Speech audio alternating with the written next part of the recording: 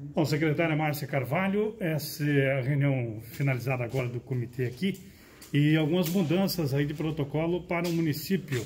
Enfim, qual é a expectativa e quais são as mudanças aí, Márcia? Na verdade, é a construção de um protocolo, né? Que nós, há alguns dias, temos realizado o estudo, frente a alguns estudos que já existem de alguns municípios.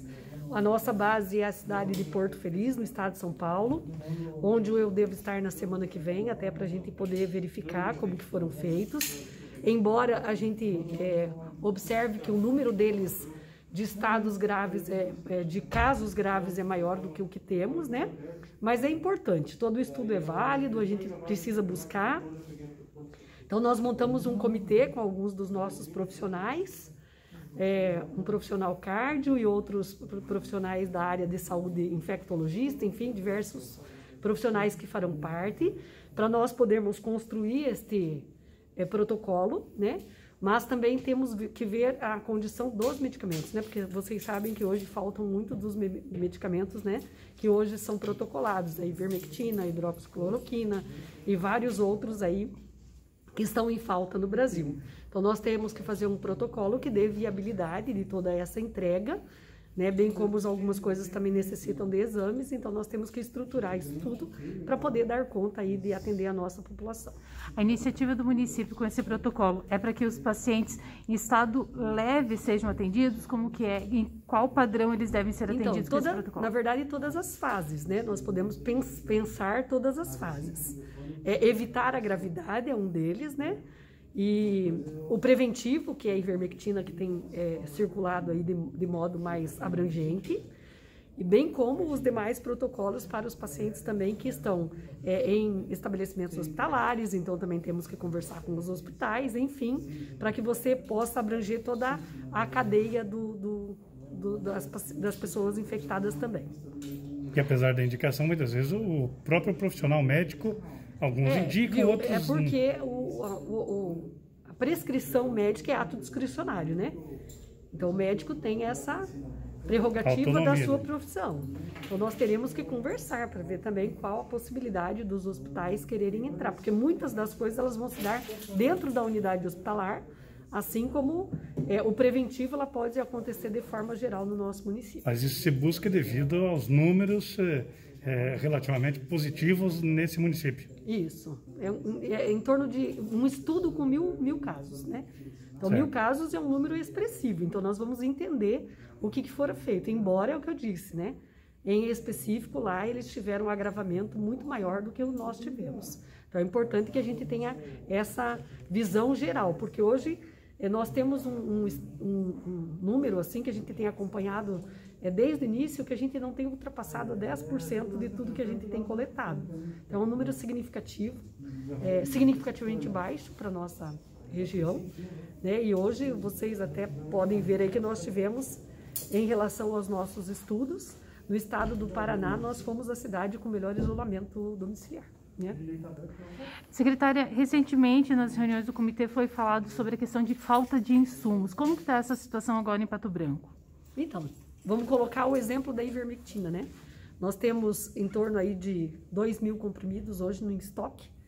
Nós temos 5.500 para chegar, mas as distribuidoras não vão entregar, né? Então, esses insumos, de modo geral, que eu dei um exemplo, são vários, nós estamos com muita dificuldade de que as distribuidoras o façam, né?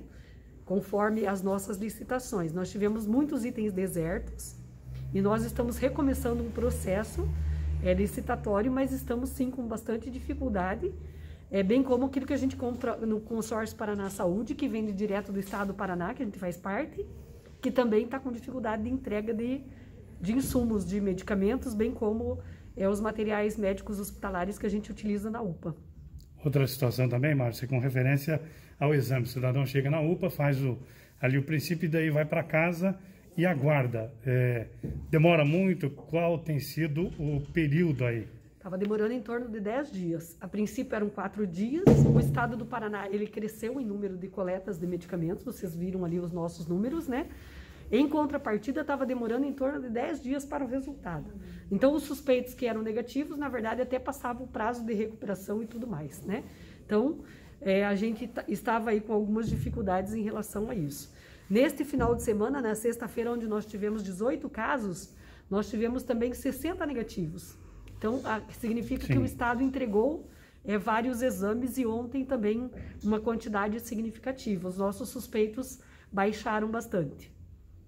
Certo. Uma outra questão, uma pergunta bem, um tanto quanto estranha, mas comente-se, né, aí, vamos dizer assim, com referência a óbito, né? Então, cada óbito de Covid, o município recebe R$19 mil. Certamente já chegou para você esse tipo de situação. Sim, a gente ouve bastante coisa. Mas assim, a gente está sempre à disposição para responder esse tipo de questão. Mas evidentemente que não procede isso, né? Não, não é verdade, não recebe absolutamente nada. Né? O município recebeu vários recursos para o enfrentamento do Covid. Todos estão no portal da transparência, né? Aquilo que já está em conta, obviamente, que a gente já fez o plano de ação. É obrigação de toda a população estar acompanhando, acho isso bem importante, né? A gente também faz prestação de contas, enfim. É importante que todos acompanhem, mas é ruim quando a gente ouve isso, porque você vai gerando na população uma inverdade que acaba, né, circulando e traz prejuízo para todos nós. Então, não é verdade, nós não recebemos absolutamente nada por óbito. E nem o hospital. É importante também que as pessoas saibam que nós temos, às vezes, óbitos no nosso município, de pacientes de outros municípios internados. Né? Nós temos que lembrar que nós somos polo regional, nós atendemos a toda a 7ª região, bem como a nossa macro-região. Né? Os leitos, eles não são do município de Pato Branco, eles estão à disposição do estado do Paraná, né? E nós colaboramos com alguns equipamentos, insumos, enfim, mas não é o caso de achar que esses leitos são exclusivos do município. Então, esses óbitos acontecem sim, existe todo um protocolo, né, que foi feito aqui pelo município, mas são as normas do Ministério da Saúde. Já chegaram a nos perguntar se nós não podemos guardar o corpo, né, para que fique aqui, para que tenha a confirmação. Não podemos, né? Então, ele tem um prazo, inclusive os óbitos domiciliares hoje, eles não podem nem ser levados para a UPA ou as unidades hospitalares. Os nossos profissionais têm ido atestar o óbito na casa, né? E em caso de suspeito já tem que guardar com os sacos plásticos, são em número de 2, né? E a pessoa tem que ser enterrada, infelizmente, como se positivo fosse. Mesmo aí nos à noite, por exemplo, que tem acontecido exatamente. Também. Aí as pessoas nos perguntam, e depois? Infelizmente, né, e a dor é também nossa, né? É quando a pessoa já foi enterrada e, infelizmente, já foi. Não tem mais o que ser feito.